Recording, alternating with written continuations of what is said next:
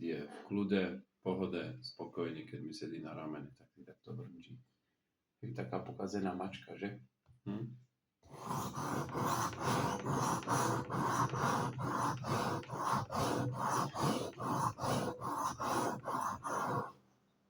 Pokiaľ nebudem robiť rýchle pohyby, alebo nebudem manipulovať s nejakým jedeným v ruke, tak to ostane kľudne aj 2 hodiny, že?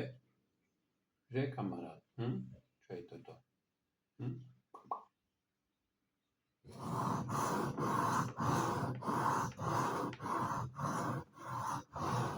To, že je na jednej nohe, tak to je tiež prejav toho, že v domácom prostredí, že si v kľude. Že sa ničoho nebojí, že nemusí byť strehu, že je uvoľnený. Tým je to dobre nabrúsené, skontroluj. Tam nie, tam začína čierny prach. Rukovetko skontroluj, či má dobré nitovanie. Je to dobré?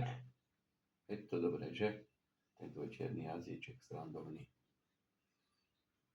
Brúsič. Malý brúsič.